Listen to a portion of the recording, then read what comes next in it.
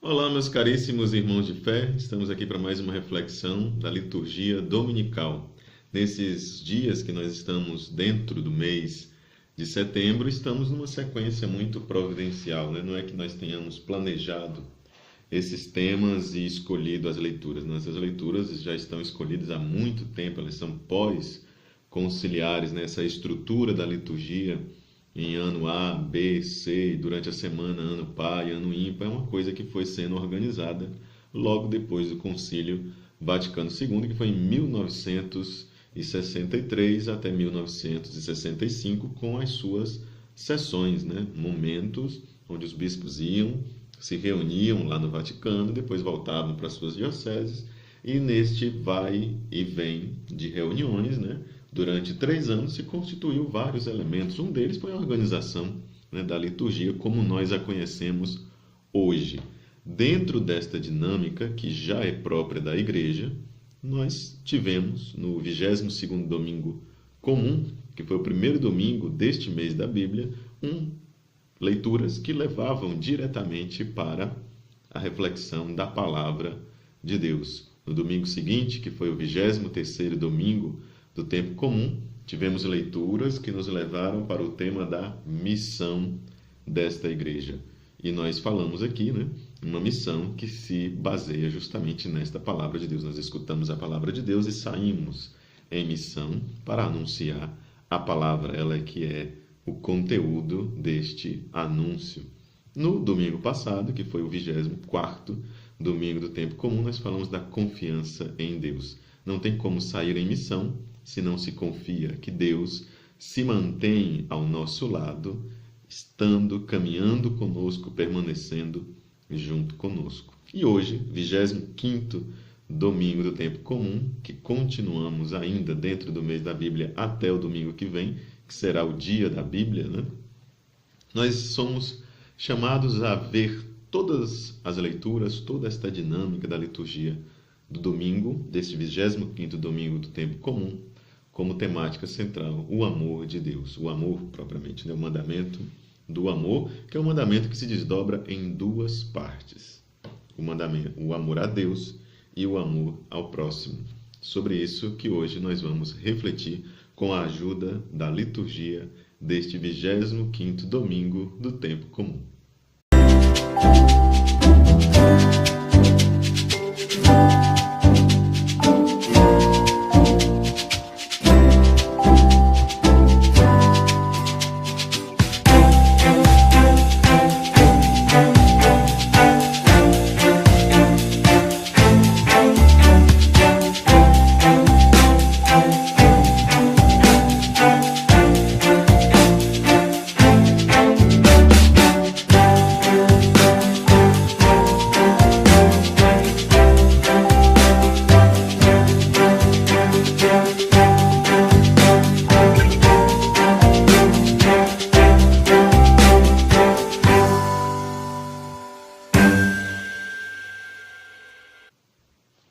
Então, nós, olhando esta perspectiva do amor de Deus, nós já iniciamos a nossa reflexão, ou o nosso comentário, como vocês preferirem, pela oração do dia. O que nos diz a oração do dia que eu tenho aqui em mãos, utilizando, né, a liturgia diária, que é um dos periódicos da Paulus. Diz o seguinte: ó Pai, que resumistes toda a lei no amor a Deus e ao próximo, fazei que, observando o vosso mandamento, consigamos chegar um dia à vida eterna.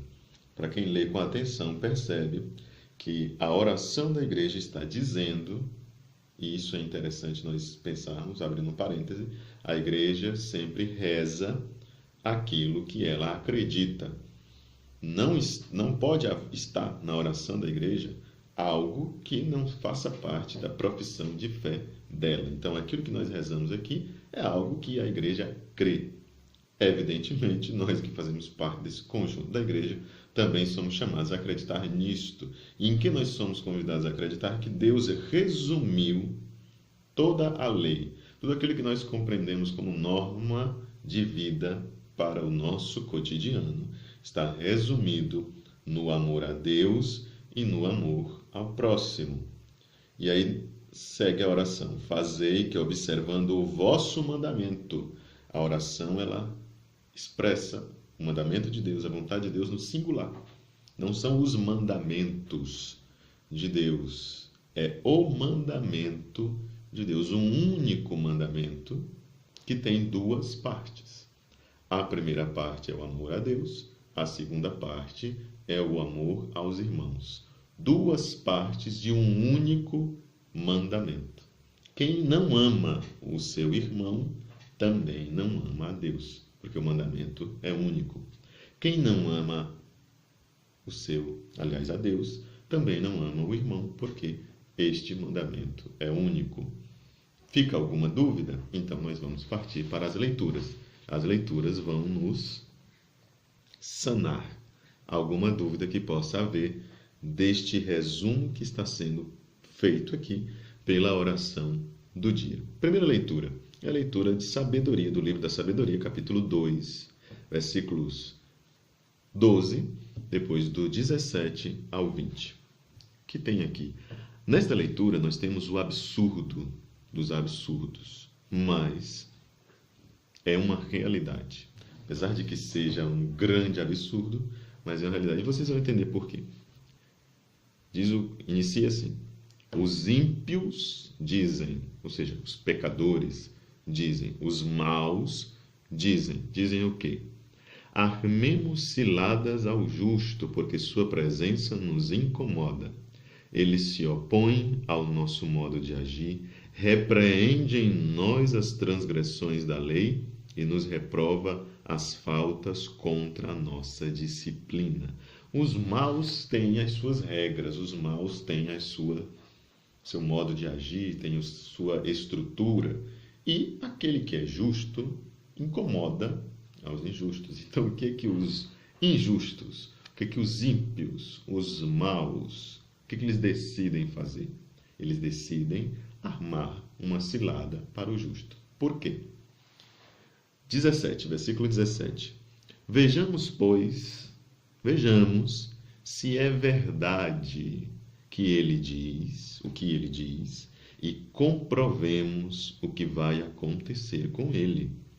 Se de fato o justo é filho de Deus, Deus o defenderá e o livrará das mãos dos seus inimigos. Então, os ímpios estão armando uma cilada não só para o justo, mas estão armando uma prova para o próprio Deus. Vamos ver se de fato este Deus em quem ele diz que acredita, se este Deus virá em seu socorro. É um plano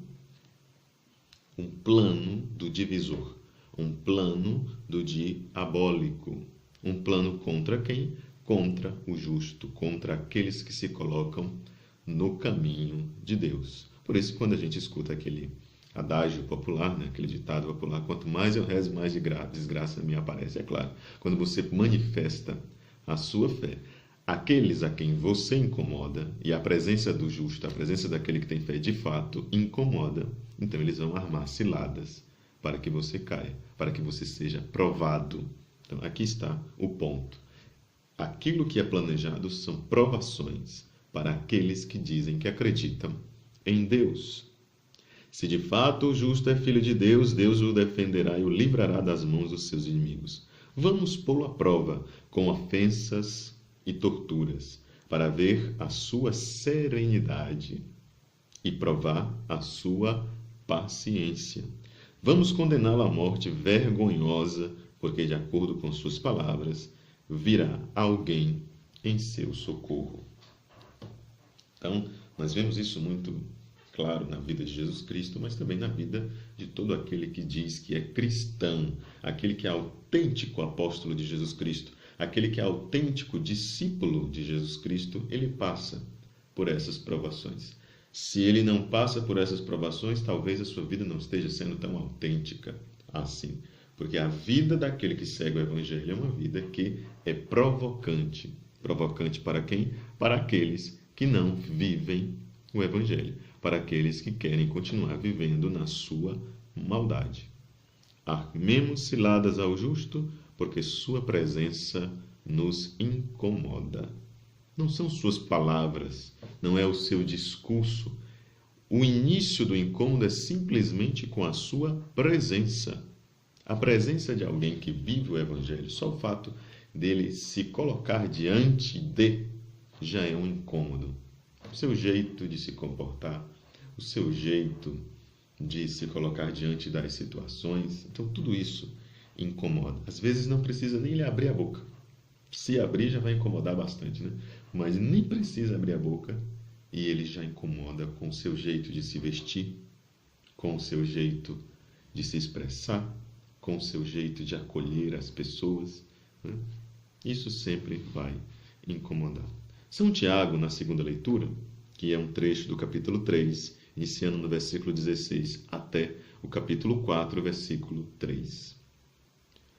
Caríssimos, onde há inveja e rivalidade, aí estão as desordens e toda espécie de obras más. Por que estes se reúnem para ir contra os que seguem a vontade de Deus?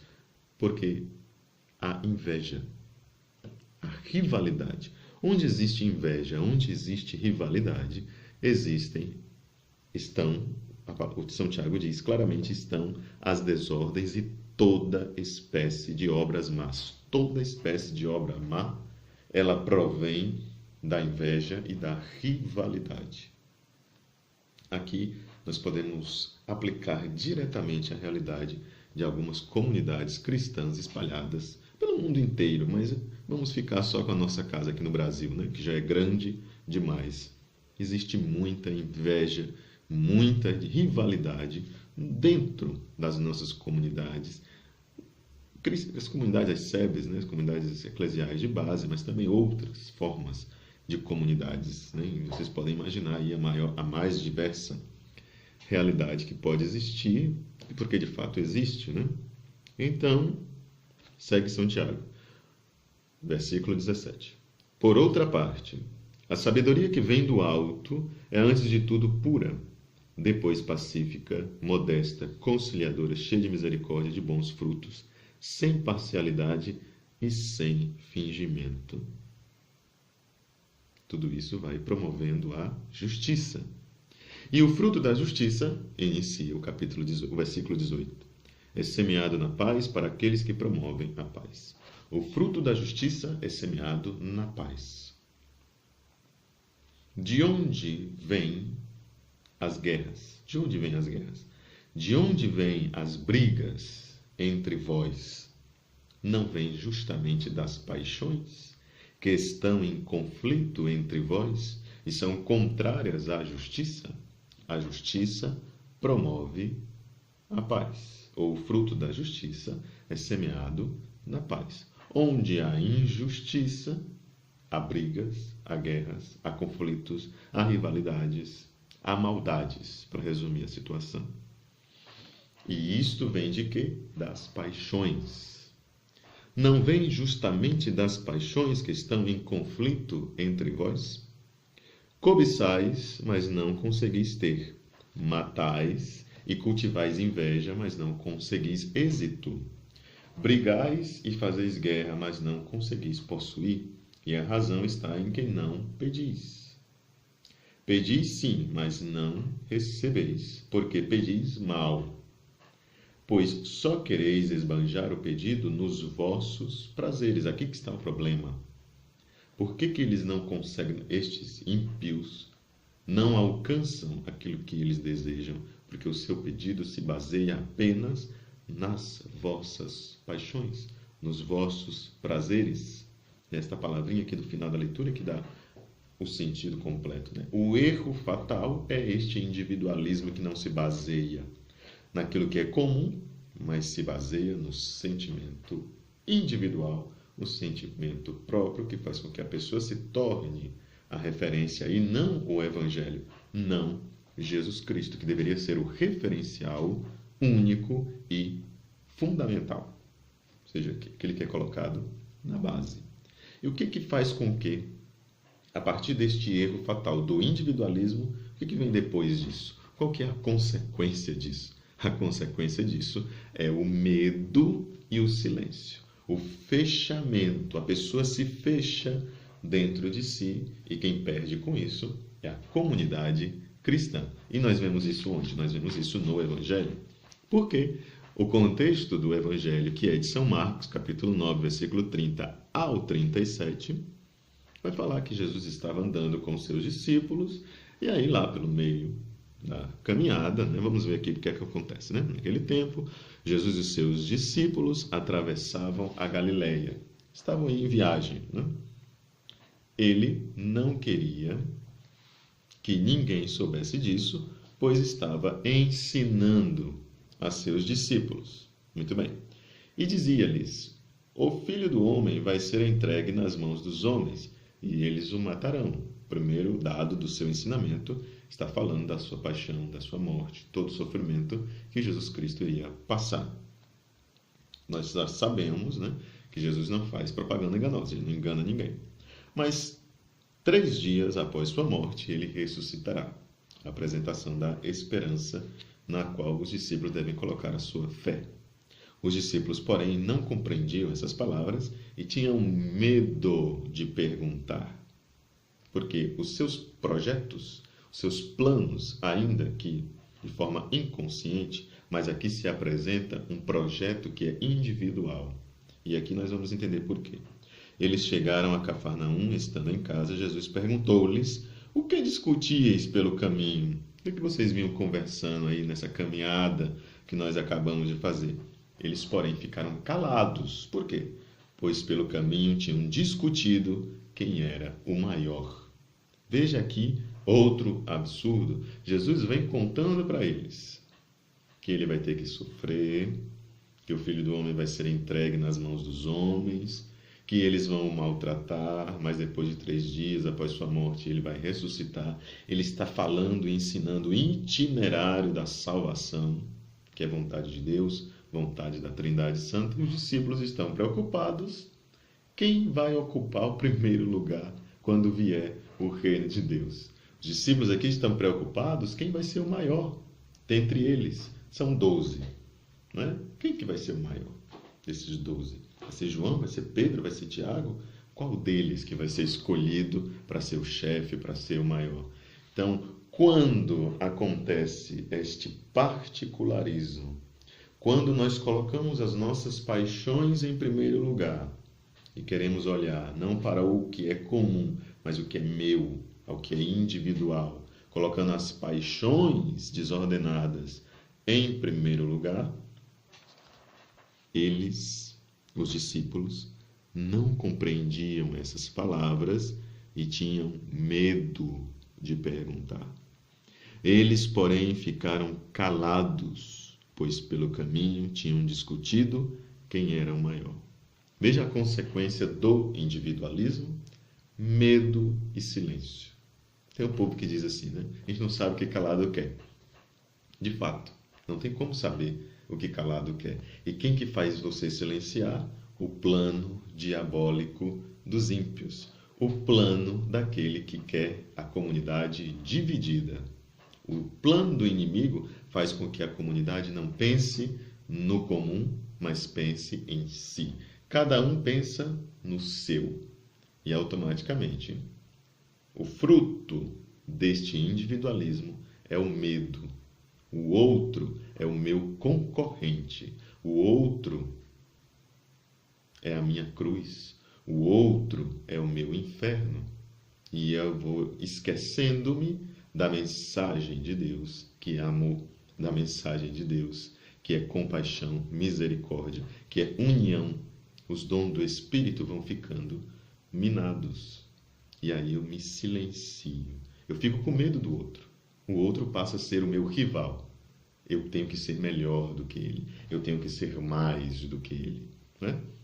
A gente pode falar, isso deve ser teoria, né? Isso não pode existir na prática, né? Será que isso acontece nas nossas comunidades cristãs? Será que a gente pode dar um exemplo concreto sobre esta perspectiva de que há rixas, há brigas no meio da comunidade cristã, que tem um querendo ser melhor do que o outro? Talvez lá na Grécia, né? No Brasil não acontece uma coisa dessas, né? Bom, Vamos adiante. Versículo 35. Jesus sentou-se porque é a autoridade. Quando Jesus vai ensinar, ele se senta para dizer, vamos agora escutem o que eu vou dizer. Se alguém quiser ser o primeiro, como vocês estão brigando aí, ou discutindo pelo primeiro lugar, querendo saber quem vai ser o melhor, se alguém de vocês quiser de fato ser o primeiro, que seja o último de todos e aquele que serve a todos. Você veja que Jesus acaba com a questão, porque eles nem sequer responderam. Mas Deus é Deus, né? Deus conhece os corações, sabe o que se passa pela mente, pela vontade, pelo coração dos seres humanos. Então ele diz, quer ser grande? Quer ser maior neste reino que eu quero instaurar? Então comece a servir os outros. Lembram da intenção da oração com a qual nós começamos esse vídeo? Amar a Deus e amar os irmãos. Duas partes de um mesmo mandamento. Essas duas partes de um mesmo mandamento nos indicam que nós devemos começar para amar a Deus e para amar os nossos irmãos, não com grandes coisas, começando a servir. E o modelo do serviço qual que é? Vamos lá.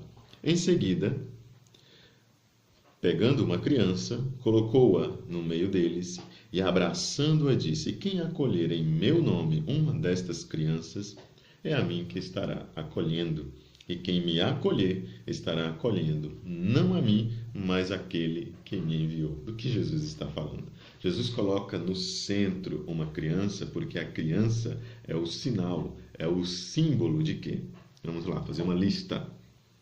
Primeiro, de confiança. A criança, ela confia em seus pais, ela confia que aquele alimento que ela está recebendo não lhe vai fazer mal nenhum. Então a criança, ela confia. Tudo aquilo que os pais lhe dão, a criança recebe, a criança aceita. A criança pequena, né? Porque ela tem essa confiança. A simplicidade da criança, a humildade. Pergunte uma coisa para uma criança, com certeza ela vai lhe dizer a verdade, porque a criança ela é muito humilde e a consequência desta humildade que tem as crianças é a sua verdade. Ela fala com veracidade, muito sincera, uma criança. Quem é sincero é humilde, consequentemente. Uma coisa está ligada à outra, né? A espontaneidade, ousadia, a necessidade. Uma criança, ela é sempre necessitada. Ela não tem autonomia. Então você percebe que este exemplo da criança colocada ali no centro nos chama para sermos simples, para sermos confiantes em Deus, termos confiança em Deus, nutrirmos esta confiança em Deus, sermos humildes, verdadeiros, espontâneos, ousados também, mas não irresponsáveis, porque existe uma diferença entre ousadia e irresponsabilidade. E diante de Deus nos colocamos como pessoas necessitadas dele, não autossuficientes, não individualistas, não pessoas que se preocupam com o primeiro lugar, mas pessoas que estão querendo servir. É uma forma concreta de amar ao irmão e amar a Deus. Servir. Se nós pegamos aqui algumas partes do Salmo de hoje, né, que é o Salmo 53 e 54, lá no segundo verso, né, ou melhor, na segunda estrofe, tem uma parte que diz, quem me protege e me ampara é meu Deus, é o Senhor quem sustenta a minha vida.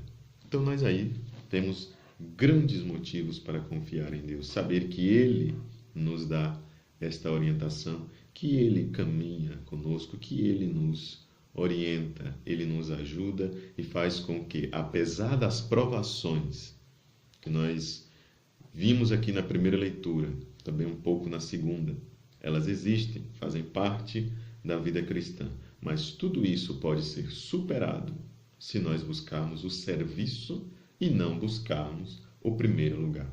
A preocupação primeira do apóstolo e do discípulo fiel a Jesus Cristo, que somos todos nós pelo batismo, é a preocupação pelo bem comum, É a preocupação por aquilo que atinge a todas as pessoas da minha família, as pessoas da minha comunidade, as pessoas da minha cidade.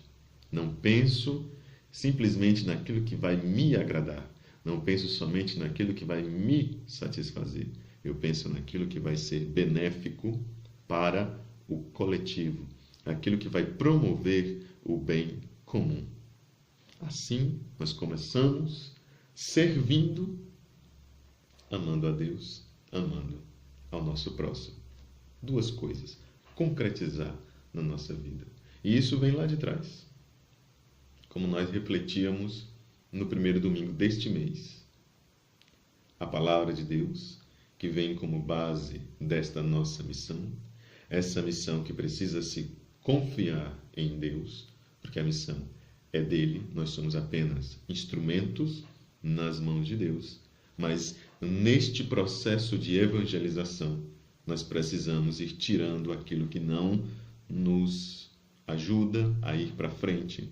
E uma destas coisas que nós precisamos fazer desaparecer da nossa vida de comunidade é o individualismo, as rivalidades, a inveja, que é semente de todas as maldades. Então, meus caríssimos irmãos de fé, agradeço a você que está aqui conosco no nosso canal Irmãos de Fé. Espero que essas ideias ajudem você a preparar a sua reflexão na sua celebração da palavra este domingo, neste final de semana. Na verdade, não é final de semana, é início de uma nova semana, né? Porque o domingo é o primeiro dia da semana. Então, que estas reflexões lhe ajudem e, se de fato lhe ajudam, ajude também a nós compartilharmos, fazer com que essas reflexões cheguem a outras pessoas, atinjam outras pessoas que também necessitam escutar este tipo de reflexão. Deixe o seu gostei, não se esqueça de se inscrever se você ainda não é inscrito e ative o sininho para que você que está do lado aí do botão inscrever-se, para que você possa estar atualizado aqui no canal e receba todos os dias às 7 horas da manhã as atualizações do nosso canal e no sábado, neste horário, às 18 horas. Um grande abraço e até mais!